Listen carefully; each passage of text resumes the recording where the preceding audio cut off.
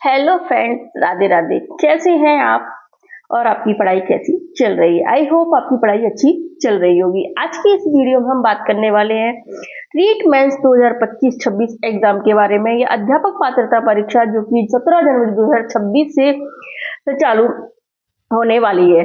तो इसके आज की वीडियो में हम बात करने वाले हैं कि अब आपका जो 3 महीने या 90 डेज आपके पास बचे हैं, इनमें आपका कैसा टाइम टेबल हो। एक ऐसा टाइम टेबल आप बनाओ जिससे कि आपकी एक सीट पक्की हो जाए, आपको 100% सफलता मिले, यानी आपका जो रोल नंबर है वो आपके कट ऑफ से ऊपर ही जाए। तो इसके लिए हम बात करते हैं आज की इस वीडियो में कि आपका टाइम टेबल किस तरह का होना चाहिए। तो पदों की संख्या में अभी जो एक न्यूज आ रही थी, जो कि अभी बोर्ड अध्यक्ष ने न्यूज दी थी कि पदों की संख्या में वृद्धि की भी संभावना है। अगर पदों की संख्या में वृद्धि होती है तो आपके लिए बेस्ट है। हालांकि माना जा रहा है कि अगर डीपीसी अच्छे से हो रही है तो लगभग 20,000 से ऊपर के पद तो इसमें पोस्ट तो इसमें हो ही जाएंगी। अक्टूबर में भी नोटिफिकेशन की संभावना थी, लेकिन अभी तक इसका नोटिफिकेशन नहीं आया है। फिर भी हम इसकी जो एग्जाम डेट है, क्योंकि इन्होंने पहले ही डिक्लेयर कर दी है, तो एग्जाम डेट हमको 17 जनवरी ही मानकर चलनी है। उसके अकॉर्डिंग ही आपको पढ़ना है। तो उसके अकॉर्डिंग आपको पढ़ना है, उसके अकॉर्डिंग आपका टाइम टेबल होना चाहिए। तो मैं नीतू सिंगल अपने YouTube channel Divya biology classes में आपका स्वागत करती हूँ। और आज हम बात करने वाले हैं कि आपका सबसे बेस्ट से बेस्ट टाइम टेबल क्या हो सकता है और आपका 3 महीने का जो सक्सेस प्लान है वो क्या होगा, जिसके कारण आपकी एक सीट पक्की हो जाएगी। तो इसके लिए सबसे जरूरी होती है कि आपका डिसिप्लिन में रहना और आपका टाइम टेबल या टाइम शेड्यूल मैनेजमेंट होना चाहिए। तो इसके लिए मैं जिस तरह से अपना शेड्यूल बनाती थी उसी के अकॉर्डिंग आपसे बात कर रही हूँ। तो ये शेड्यूल आपको फायदा देने वाला होगा। टाइम टेबल बनाना है जिसमें आपको कम से कम 10 से 11 घंटे तो आपको निकालने पड़ेंगे। लेकिन अब जो टाइम टेबल होगा आपको 10 से 11 घंटे निकालने पड़ेंगे। 10 से 11 घंटे भी नहीं, कम से कम 8 घंटे तो आपको देने ही होंगे, क्योंकि तभी आप अपना बार बार रिवीजन कर पाओगे, अपना कोर्स कंप्लीट कर पाओगे। तो इसमें आपको किस तरह से अपने जो टाइम टेबल है वो बनाना है। आपको मॉर्निंग का, आफ्टरनून का और इवनिंग का, यानी सुबह का, दोपहर का, शाम का अलग अलग टाइम टेबल रखना है और अलग अलग सब्जेक्ट को पढ़ना है। क्योंकि अगर आप जैसे एक ही सब्जेक्ट को लेके बैठ गए, यानी एक ही सब्जेक्ट को कंटिन्यू पढ़ते रहे, तो आपको थोड़ा सा स्ट्रेस हो जाएगा कि मेरे अभी बहुत सारा पोर्शन बाकी है। और अगर आप पूरे सिलेबस को डिवाइड कर लेते हो, सिलेबस को डिवाइड करने के बाद सब्जेक्ट वाइज अलग अलग पढ़ते हो, जैसे आपका सब्जेक्ट हो गया, जीके हो गया, तीसरा जो थर्ड पोर्शन होता है उसमें आपका शैक्षिक परिदृश्य और साइकोलॉजी हो गया, तो आप सारे टॉपिक्स को कवर भी करते जाओगे। साथ में आपको ऐसा लगेगा, आपके अंदर कॉन्फिडेंस है वो डेवलप होगा कि मेरा जो कोर्स है वो काफी हद तक कंप्लीट हो चुका है। तो इसके लिए एक बेस्ट टाइम टेबल आपके पास होना चाहिए। तो आज की वीडियो में हम इसी टाइम टेबल की बात करते हैं। तो आप सबसे पहले, जैसे मॉर्निंग है, मॉर्निंग में आपका लगभग 4 से 6, अगर आप रात को 11 बजे 10 से 11 बजे अगर सो जाते हैं तो सुबह 4 से 6 का एक टाइमिंग आपका होना चाहिए। यानी आप 4 बजे उठ जाओ, 4 बजे उठ के आप 6 बजे तक तो आराम से पढ़ सकते हो। इसके अलावा अगर कुछ 5 बजे उठता है, यानी रात को लेट तक पढ़ता है, तो 5 से 10 बजे तक एक साथ भी पढ़ सकता है। हाउस वाइफ है वो 4 से 6 पढ़ के फिर अपना घर का काम निपटा सकती हैं। जबकि जो बैचलर्स होते हैं वो 5 से 10 बजे तक आराम से पढ़ सकते हैं, यानी 3-4 घंटे अपना टाइम निकाल सकते हैं, है ना। और जो हाउस वाइफ है वो जैसे 4 से 6 का टाइम दे दिया, फिर 2 घंटे आप अपना घरेलू काम कर लिया, फिर 8 से 10 का टाइम आपने दे दिया। तो इस तरह से आप कैसे भी करके 10 बजे तक आप 4 घंटे निकाल सकते हैं, और ये 4 घंटे आपके सब्जेक्ट के होने चाहिए। यानी आपकी सब्जेक्ट को स्ट्रॉन्ग करना बहुत जरूरी है, क्योंकि इसमें से 60 क्वेश्चन आते हैं, चाहे आप एसएसटी से हो, चाहे साइंस मैथ से हो, चाहे हिंदी इंग्लिश उर्दू किसी से भी हो। 60 क्वेश्चन आएंगे, वो 120 मार्क्स से आएंगे।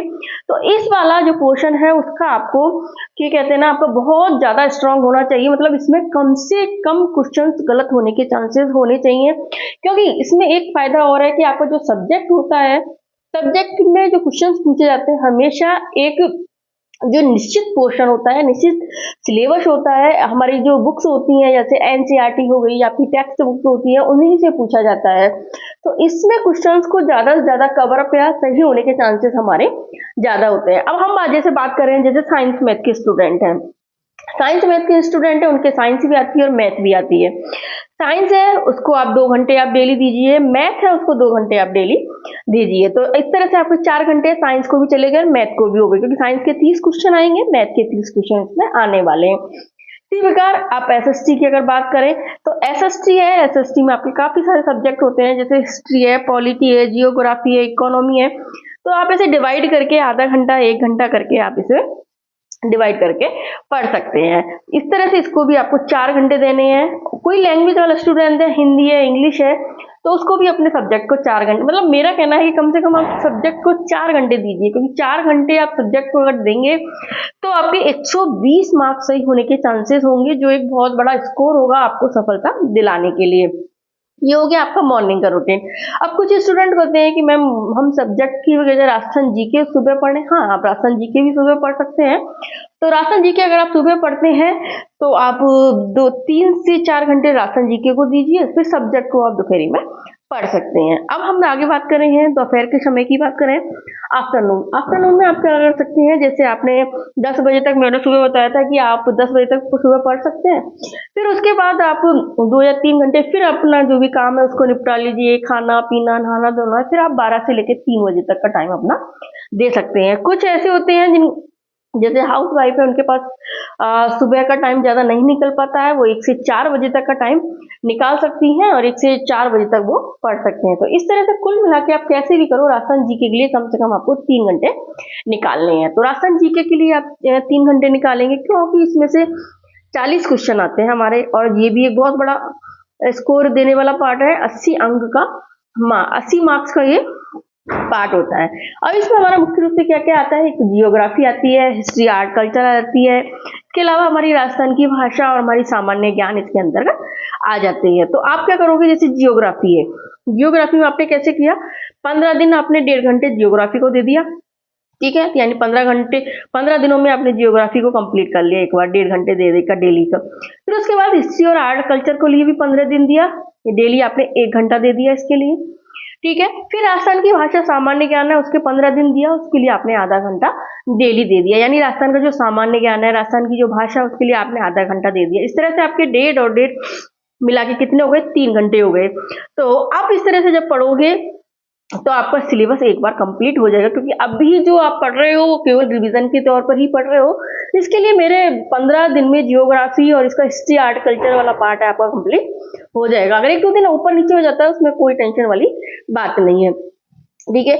अब इसके साथ ही इसका आपको एमसीक्यू भी सॉल्व करने हैं। कहीं भी कोई दिन आपको लगता है कि हाँ आज पढ़ने में मन नहीं है, बोर हो रहे हैं, तो आप एमसीक्यू सॉल्व कर सकते हैं। तो ये आपका हो गया दोपहर का टाइम का हो गया, हम दोपहर के टाइम में किस तरह से सकते हैं। अब हम बात करते हैं इवनिंग की। इवनिंग का यानी आपने 4 बजे तक का या 3 या 4 बजे तक का टाइम दे दिया, इवनिंग लेते हैं। इवनिंग में आपको फिर 2.5 घंटे का जो टाइम निकालना है। 2.5 घंटे का टाइम कैसे निकाल सकते हैं, जैसे आप 5 बजे से 6:30 बजे तक का टाइम दे सकते हैं, फिर बीच में आप 8 से 9 बजे तक का टाइम दे सकते हैं, यानी आपको 1 घंटा 4 से 5 घंटे 4 से 5 बजे का 1 घंटा हो गया। उस घंटे में आपने चाय पानी ब्रेक बच्चों को संभालना वो हो गया। और जो स्टूडेंट है वो जैसे 3 बजे तक या 4 बजे तक पढ़े, तो 1 घंटे आप थोड़ा सा टहल सकते हैं, सो सकते हैं, चाय वगैरह पी सकते हैं। इस तरह से आप 5 से 5:30 बजे 6:30 बजे तक 1.5 घंटे का टाइम आप फिर दे सकते हैं। और अगर आपको लगता है कि सर्दी आ गई, थोड़ी रात हो गई है, तो आप इसको थोड़ा सा पहले खिसका सकते हैं, मतलब 4 से लेकर 5:30 बजे तक का टाइम आप दे सकते हैं। इसके अलावा फिर आपने 1.5 घंटे में फिर अपना काम निपटा लिया, 6:30 से 7:30 8 बजे तक, फिर 8 से 9 बजे का 1 घंटा आपने फिर निकाल लिया, ठीक है। तो इस तरह से क्या आप बोर भी नहीं होगे और आपको पढ़ने में भी मजा आएगा। जैसे स्टूडेंट है वो क्या करेंगे, 6:30 बजे के बाद पीजी वगैरह में रह रहे हो, अपना खाना बना लेते हो, खाना खा लिया, थोड़ा टहल लिया, फिर आप 8 से 9 बजे तक पढ़ सकते हो। तो इस तरह से आपको शाम का जो टाइम है वो 1.5 घंटे का आपको डिवाइड करना है, 1.5 घंटे निकालना है। इसमें आपको क्या पढ़ना है, इसमें आपको पढ़नी है राजस्थान सामान्य ज्ञान और शैक्षिक परिदृश्य और करंट अफेयर। 3 सब्जेक्ट को इसमें लेके चलना है। तीनों छोटे छोटे हैं, सिलेबस काफी कम है, तो इसमें से आपके लगभग 25 क्वेश्चन पूछे जाते हैं, जो कि 50 मार्क्स के आते हैं। ये इन तीनों को मिला के 25 क्वेश्चन आते हैं, जिसमें आपने जैसे राजस्थान सामान्य ज्ञान लिया, राजस्थान सामान्य ज्ञान में आपने 15 दिन पढ़ा, डेली 1 घंटा आप राजस्थान सामान्य ज्ञान को दीजिए, 1 घंटा पढ़ोगे डेली, ठीक है। फिर आपने शैक्षिक परिदृश्य भी लिया इसके साथ है। शैक्षिक परिदृश्य में जैसे आपने एजुकेशन मैनेजमेंट का कुछ पार्ट ले लिया, साथ में इसका आरटीई वाला पोर्शन भी पढ़ लिया, आरटी वाला पोर्शन आप 1 से 2 बार पढ़ोगे तो आपको 2 या 3 दिन इसको पढ़ने में लगते हैं। 15 दिन डेली आपने 1 घंटा दिया इसको, शैक्षिक परिदृश्य प्लस आरटी वाले पार्ट को, ठीक है। करंट अफेयर्स अभी आपको डेली पढ़नी ही है 15 दिन, इसके लिए आपने आधा घंटा दिया, तो ये आपने 15 दिन का एक रिवीजन पार्ट हमारा कब हो रहा है, 15 दिन में, ठीक है। तो इस तरह से आपके 2.5 घंटे भी पूरे हो गए और 2.5 घंटे में आपने राष्ट्रीय सामान्य ज्ञान पढ़ लिया, शैक्षिक परिदृश्य आरटी ही पढ़ लिया, करंट अफेयर्स भी पढ़ लिया और 2.5 घंटे में आपने 50 मार्क्स का है वो जो मैटर है वो तैयार कर लिया। तो इससे क्या आपका एक शेड्यूल भी बनेगा, सारे सब्जेक्ट कवर भी होंगे और आपके अंदर कॉन्फिडेंस भी डेवलप होगा कि मेरा इतना सारा पोर्शन है वो कंप्लीट हो चुका है और आप बोर भी नहीं होंगे, क्योंकि एक ही सब्जेक्ट को पढ़ते हैं तो हम बोर हो जाते हैं। कई बार ऐसा होता है कि जैसे कोई टॉपिक बड़ा आ गया तो आप ऐसा कर सकते हैं कि उस टॉपिक को कंप्लीट करने के चक्कर में आप थोड़ा अगला सब्जेक्ट को छोड़ सकते हैं, उसको दूसरे दिन आप कवर अप कर सकते हैं। ये थोड़ा सा मैनेजमेंट आपको खुद को बिठाना होगा।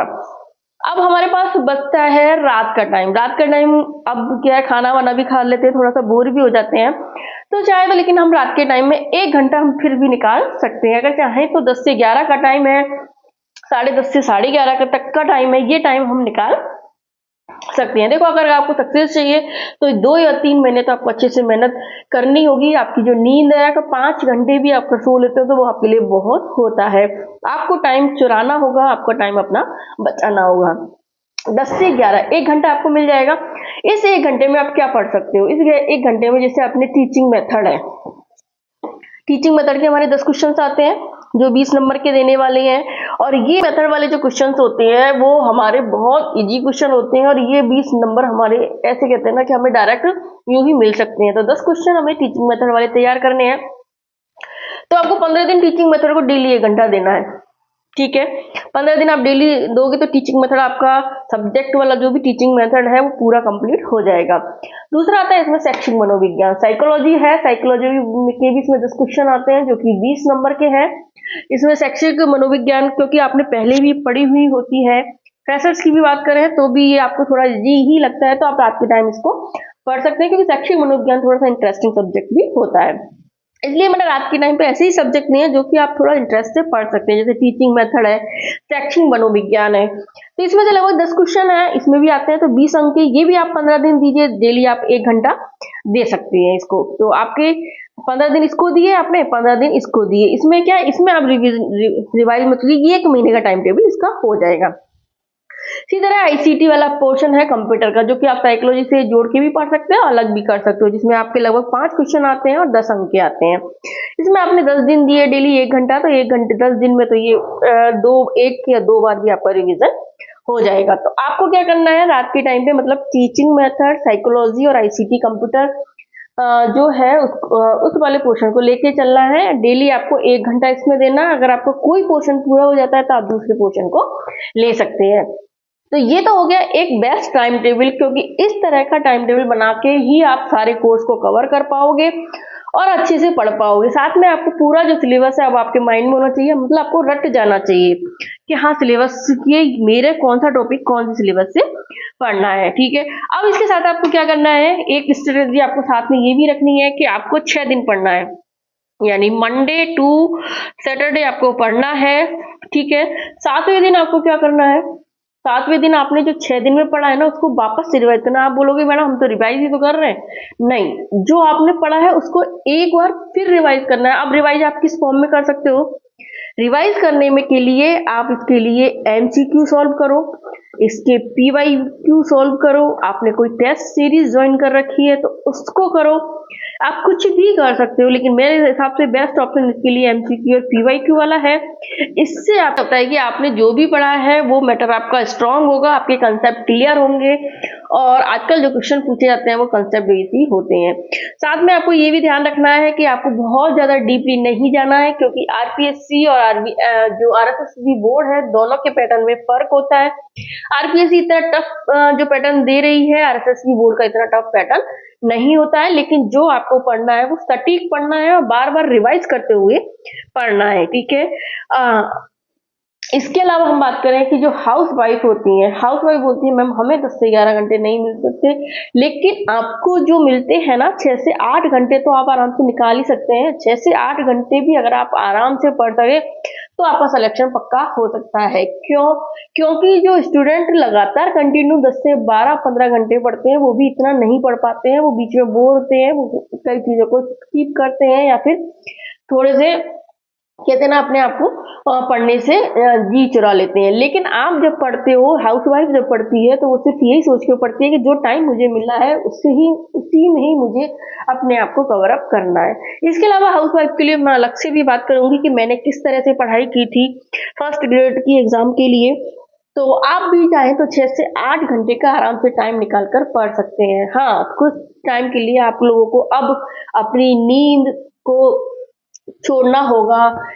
जरूरी फंक्शंस के अलावा कोई भी जो फंक्शन है उसको अटेंड करने से छोड़ना होगा। मोबाइल से, सोशल मीडिया से, इन सब से भी आपको दूरी बनानी होगी। खासकर हम बात करें अगर कि आपने अभी दिवाली का त्योहार है तो इस त्योहार को तो आप 2 या 3 दिन आराम से दीजिए, क्योंकि इस त्योहार में लेडीज को तो शायद बिल्कुल ही टाइम नहीं मिल पाएगा। इसके अलावा जो स्टूडेंट है वो भी इस त्योहार को 2 या 3 दिन के लिए अच्छे से सेलिब्रेट करना, क्योंकि आपका माइंड भी फ्रेश हो जाएगा। फिर उसके बाद आप कंटिन्यू इस तरह से जुट जाइए पढ़ाई के लिए कि ताकि चाहे आप 3 महीने के लिए अपने कमरे में हो, अपने रूम में हो, अपने मकान में हो, बंद हो जाओ, चाहे अपनी लाइब्रेरी हो उसमें बंद हो जाओ। और इस तरह से अगर आप पढ़ोगे तो आपका सिलेक्शन होने से कोई नहीं रोक सकता। एक बेस्ट टाइम टेबल के साथ बेस्ट सिलेक्शन आपको मिलने वाला है। ठीक है, तो अगर आपका कोई हेल्प चाहिए तो आप मुझसे पूछ सकते हैं। मेरी वीडियो को लाइक करो, चैनल को सब्सक्राइब कर लो और भी लोगों को शेयर करो ताकि उन्हें भी इस वीडियो का फायदा मिल सकते हैं। मिलते हैं एक नई वीडियो में। अगली वीडियो में लाएंगे हाउस वाइफ को कैसे आप 6 से 8 घंटे मिलकर पढ़ाई कर सकती हैं और अपना सिलेक्शन ले सकती हैं। Thank you.